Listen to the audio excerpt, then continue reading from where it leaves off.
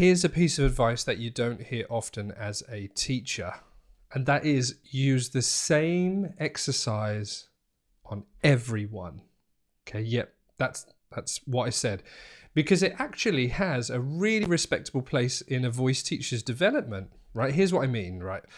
One of the most useful assessments I run on singers is singing with the arms above their head, reaching up.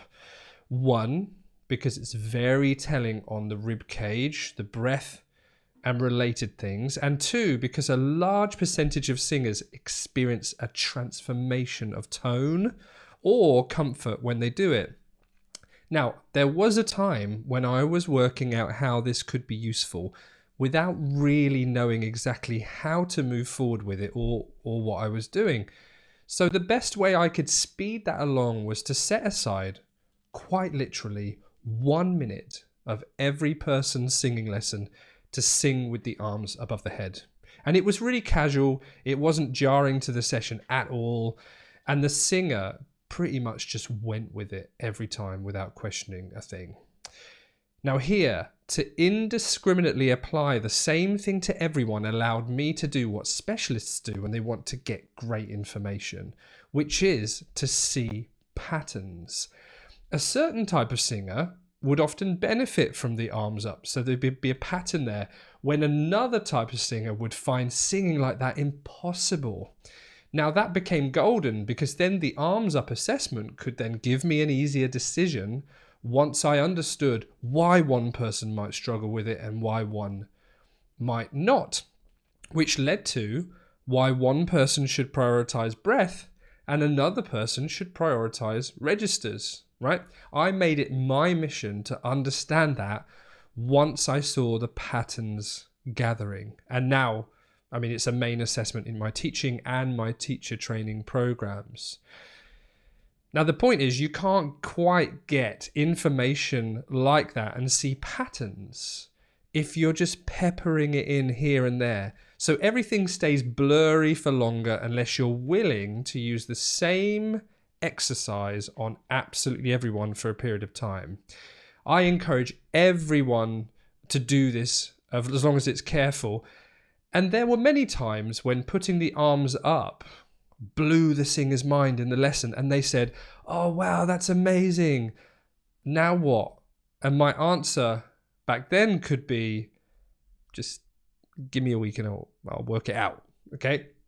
And this might be the problem that often stops teachers from moving forward with new techniques, i.e. looking like you don't know what you're doing.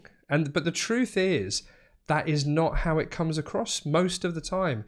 It usually looks to the singer like, wow, you've just made an important discovery that nobody else has spotted so far, and that needs further investigation. And it might also be very exciting and intriguing and interesting for the singer especially. And there's also a chance, because of that intrigue, they might go away and figure something out about it while they're at home playing around. Meaning you don't always need the answer right away. You just need to introduce the singer to a new sensation and they will follow it. The alternative, though, is to only try something 1 or 2 times on just a couple of people and disregard it as being useless because they didn't respond with an improvement. And that's a very similar mistake to only trying stuff on yourself and it not working for you, so it goes in the bin.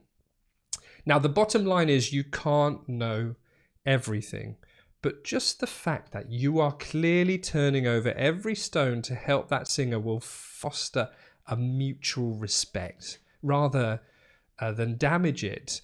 And plus, just as with singers, the uncertainty of this way of working is a necessary struggle you have to go through as a teacher to learn really important things. So once you can take the pressure off yourself, work in this way and start experimenting like a specialist, you'll eventually carve out your own unique expertise from all of that experience that you're going to gain from that, right? So if you're not sure how you're going to carve out your own expertise, then we should really talk about it. So message us on your current social media platform or go to teachvoice.com and book yourself a free call